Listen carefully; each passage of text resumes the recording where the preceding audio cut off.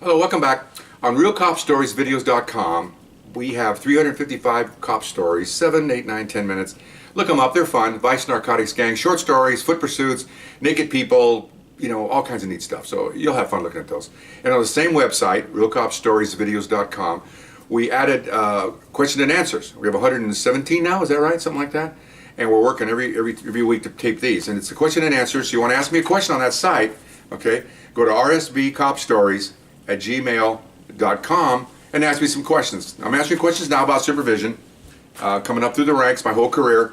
I got about 29 years on, something like 28 years on, and going through several lieutenants, 2 bad, 1 good. Okay, now a really good one left, and we had 2 bad ones. Okay, I'm going, oh boy, here comes another one. Okay, I'm thinking, okay, because you know, I've had exposure to so many lieutenants that are bad. You know, like, I'm saying probably, sadly, maybe 70-30. 30% good, 70% bad. And bad meaning that they're not corrupt or anything like that, but they just don't know what they're doing. They're out of their element.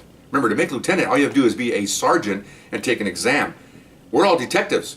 They don't know how to do detective work. They don't know how to write a search warrant. They don't know any of that. But like I've always said, they think they know. They think they know, and it's just like you go out and buy yourself a cookbook and then go put an application in for a fancy restaurant. You ain't a cook, okay? You read about soufflés, you can read about soups. You still ain't a cook. These guys read all the reports. They think they know everything about search warrants and crap. They don't know nothing. They don't know anything. Okay? I'm an expert in that. Okay. Anyway, so are my men and women. Okay, so get off that track. So now a new one comes in. Heard he was coming in. They gave me his name, and I went, hallelujah. Oh my gosh. Okay. I don't know, 16 years ago, I worked for him when he was a sergeant, and I was a policeman in Crash, in a gang unit, okay, in the West Side. Great guy then. Big athlete, big runner, runs all the Olympics, set records, still stand. Oh my gosh, he's coming over here. Oh my God, I was like, oh, this cannot be. We don't get this. You know, I told you before, if narcotics is a sink, patrols up on top, you know, helping you guys, and then you got different levels. We've always been the bottom of the sink in narcotics, and my division is the drain. We're so far down, man. You know, nobody wants to come down here.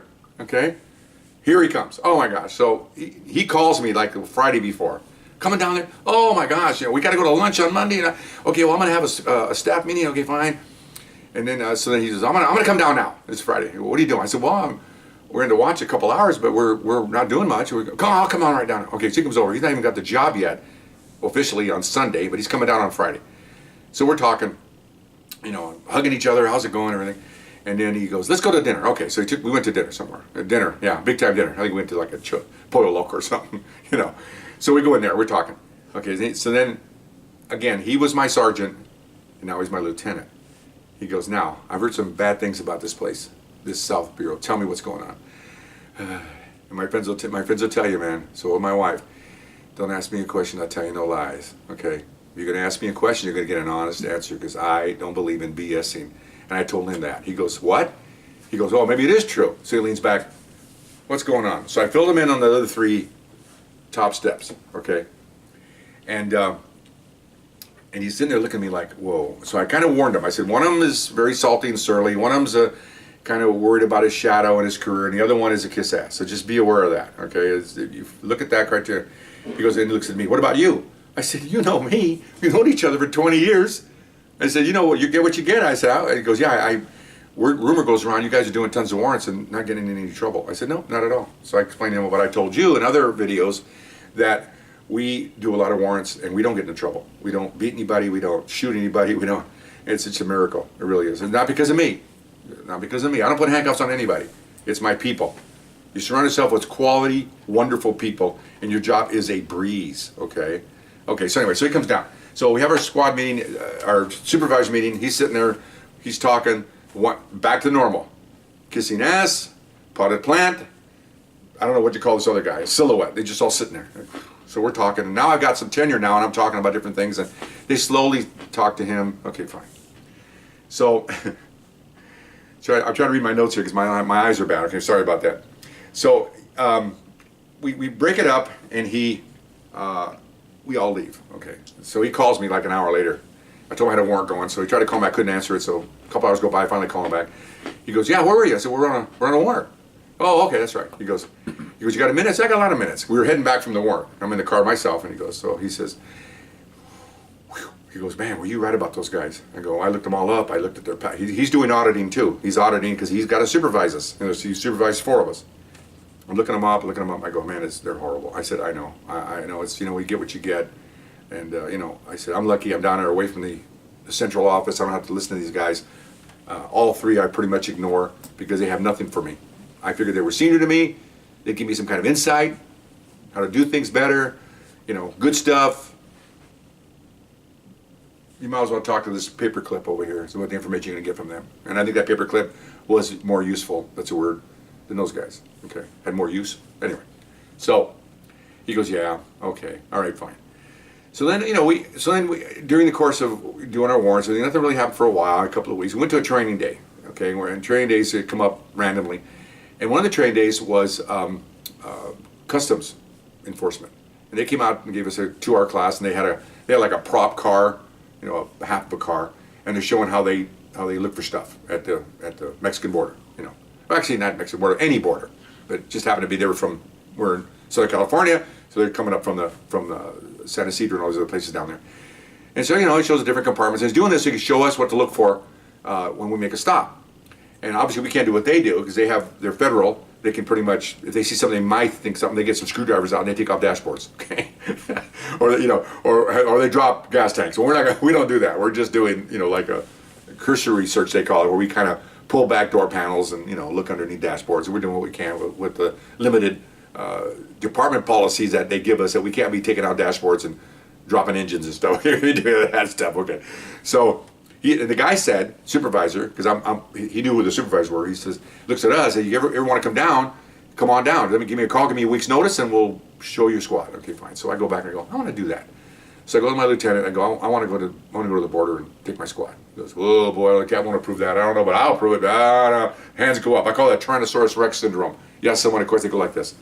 Oh, I don't know. I just don't know. Okay, you know what? Put your hands down, okay? Because I know you can't do a push-up.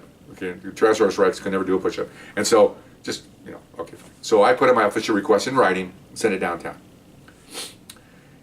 Came back 2 days later, man, approved. But he wants to call me, the captain. So he wants me to call, so I call him. He goes, thank you for approving. He goes, don't get too excited yet. I go, what's the matter? He says, well, I have some restrictions. What's the restrictions? He goes, and I told him it's going to be 2 hours to get there, 2 hours to get back, and 4 hours at work. Real simple. Boom, boom, boom, boom. Driving time and all that. We're going to take city cars, go down there and come back. He goes, okay. He goes, here's the thing. He goes, no drinking.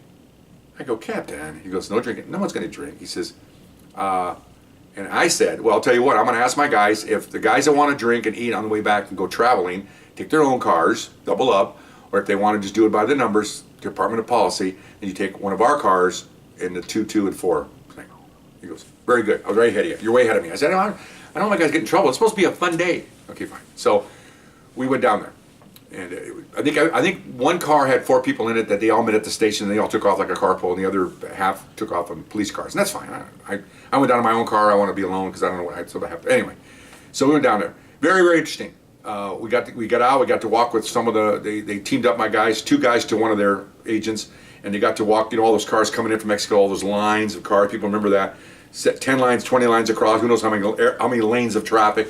And they got to walk with these guys, and they have their narc dogs, and you know, watch them. We don't have no enforcement posture there. We're just observers. We can't, unless we're all armed. If there's a shootout, naturally all bets are off. But if it's just a routine investigations, Customs is in charge. So we're just watching. We're observers.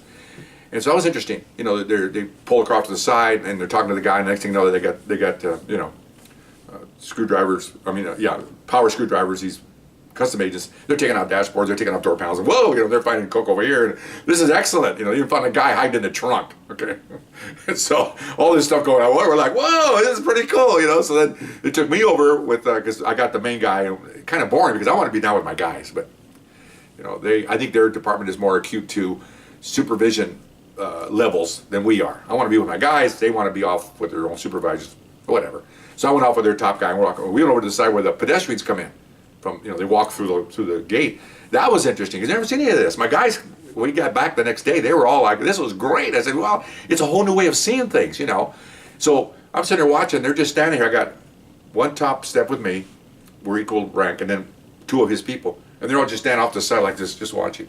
And I'm going, what are they looking for? He says, well, they have certain criteria. They're basically profiling.